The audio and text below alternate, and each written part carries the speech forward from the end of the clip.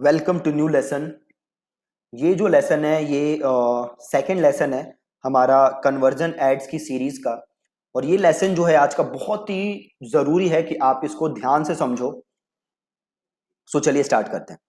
अब देखिए होता क्या है, जब भी आप कन्वर्जन एड बनाते हो, अभी देखो मैं कन्वर्जन्स पे हूं और मैंने आगे किया कंटिन्यू। जैसे मैंने कल आपको समझाया था कि जब भी आप कन्वर्जन ऐड बनाते हो तो आपके लिए जरूरी है कि आपकी वेबसाइट पे पिक्सल लगा हो प्लस इवेंट पिक्सल लगा हो, एक वो स्टैंडर्ड पिक्सल लगा हो प्लस इवेंट पिक्सल लगा हो, या आपने बनाया हो कस्टम कन्वर्जन। बहुत ही सिंपल। अब देखो होता क्या है, जब भी आप कन्वर्जन ऐड बनाओगे यहां से यहां पे आपसे वो पूछेगा वो इवेंट जिसके लिए आप ऐड को ऑप्टिमाइज करना चाहते हो। राइट? फिर से समझो, वो इवेंट जिसके लिए आप ऐड को ऑप्टिमाइज करना चाहते हो वो इवेंट आपको यहां पे सेलेक्ट करना है। फॉर एग्जांपल, आप चाहते हो ज्यादा से ज्यादा लीड, तो आपको क्या सेलेक्ट करना है? लीड। ठीक है। आप चाहते हो ज्यादा से ज्यादा परचेज, तो आपको सेलेक्ट करना है, देखो यहां पे कहीं परचेज होगा,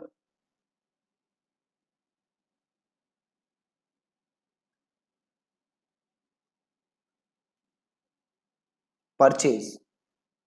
ठीक है। तो आप जो इवेंट चाहते हो, जो रिजल्ट चाहते हो, वो आपको यहां पे सेलेक्ट करना है। अब इतना तो बहुत सिंपल है, बट जरूरी चीज क्या है आप वो समझो। सपोज करो आपने ऐड बनाई और आपने वहां पे सेलेक्ट किया परचेज।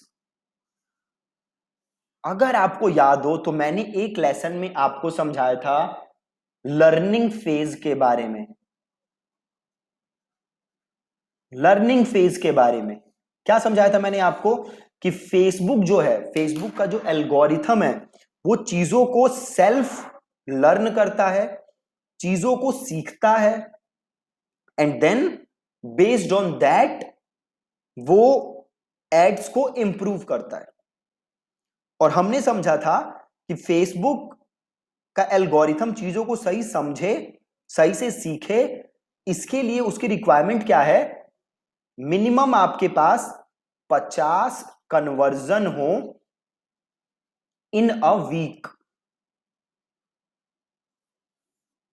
मिनिमम आपके पास कितने कन्वर्जन होने चाहिए? 50 एक हफ्ते के अंदर।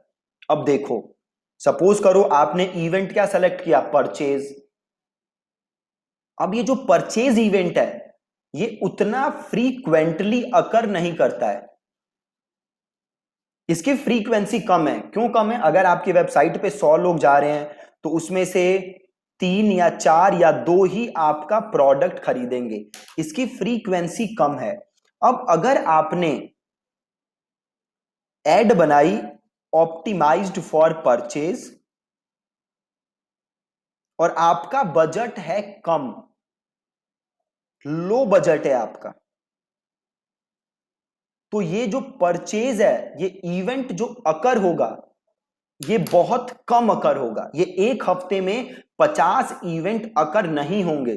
अगर एक हफ्ते में 50 इवेंट अकर नहीं होंगे तो फेसबुक का जो एल्गोरिथम है वो चीजों को खुद समझ नहीं पाएगा, और चीजों को खुद समझ नहीं पाएगा तो वो चीजों को ऑप्टिमाइज नहीं कर पाएगा।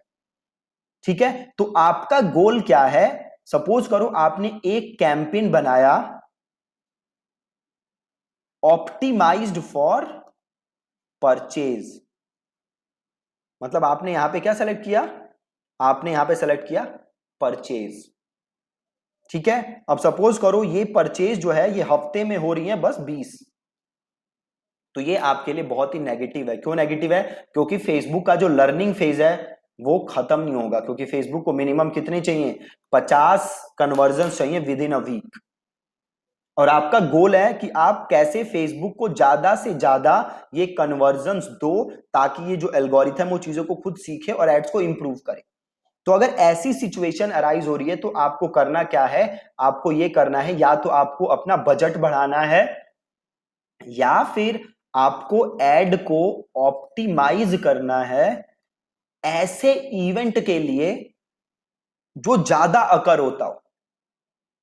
समझ रहे हो आप? ऐसे इवेंट के लिए जो ज्यादा अकर होता हो, तो परचेज जो है वो कम अकर होता है, बट ऐड टू कार्ट जो है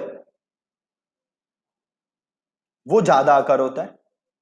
मतलब अगर आपकी वेबसाइट पे 100 लोग आ रहे हैं तो 15 या 20 ऐड टू कार्ट करेंगे और 100 में से 2 या 3 बस खरीदेंगे।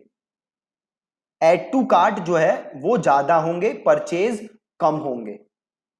तो आप दो कैंपेन बनाओ। पहला कैंपेन बनाओ ऑप्टिमाइज्ड फॉर परचेज और दूसरा कैंपेन बनाओ optimised for add to cart. और देन आप इन दोनों एड्स को कंपेयर करो, देखो कि कौन सी एड्स आपके लिए बेटर काम कर रही है। समझ गए आप? मैं एक बार दोबारा रिपीट कर दे रहा हूं, जब भी आप कन्वर्जन ऐड बनाओगे तो फेसबुक आपसे पूछता है यहां पे कि भैया आपका गोल क्या है, आप किस चीज के लिए ऐड को ऑप्टिमाइज कर रहे हो। तो सपोज करो आपको ज्यादा से ज्यादा चाहिए परचेज, तो आप यहां सेलेक्ट करोगे परचेज। आपको ज्यादा से ज्यादा चाहिए लीड, तो आप लोगे लीड। अब फेसबुक करेगा क्या, इसी गोल के लिए आपकी ऐड को ऑप्टिमाइज करेगा। बट हमने एक कॉन्सेप्ट पढ़ा था, दैट इज लर्निंग फेज। तो अगर मैं यहां पे परचेज ले लेता हूं बट एक हफ्ते के अंदर मेरे 50 परचेजेस नहीं आते, क्योंकि परचेज की जो फ्रीक्वेंसी है वो कम होती है, तो जो फेसबुक का एल्गोरिथम है वो चीजों को खुद सीख नहीं पाएगा। ऐसी सिचुएशन में मुझे ऐसा कन्वर्जन इवेंट सेलेक्ट करना है जिसकी फ्रीक्वेंसी ज्यादा हो, जिसकी अकरेंस ज्यादा हो। तो वो इस केस में हो सकता है ऐड टू कार्ट।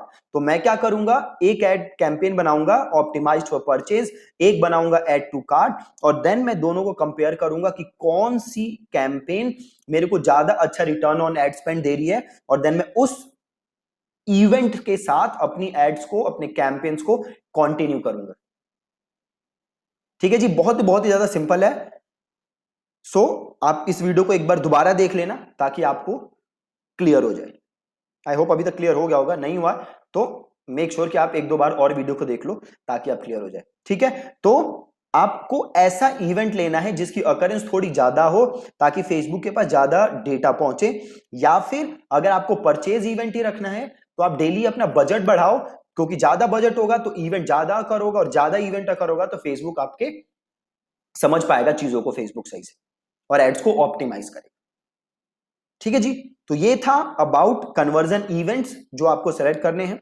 कल के लेसन में मैं आपको कन्वर्जन एड एकदम स्क्रैच से पिक्सल वगैरह लगा के दोबारा मैं आपको सिखा दूंगा स्क्रैच से कैसे हम कन्वर्जन एड बनाएंगे। बट मेक श्योर कि ये कॉन्सेप्ट आपको क्लियर है, और कल का लेसन जो कन्वर्जन एड का था वो आपको क्लियर है, क्योंकि अगर वो दोनों लेसन में आपको डाउट है, देन जब आप कैंपेन्स को स्केल कर रहे होगे, जन अगर आप ऐसे कैंपेन बना रहे हो जो कि डेली लाख रुपए 1.5 लाख रुपए खर्च कर रहे हैं और रिजल्ट्स अगर खराब आ रहे हैं, देन आपको समझ नहीं आएगा कि रिजल्ट्स खराब क्यों आ रहे हैं। तो ये रीजन होगा रिजल्ट खराब होने का कि इवेंट की अकरेंस उतनी ज्यादा नहीं। ठीक है, thank you so much for watching this lesson.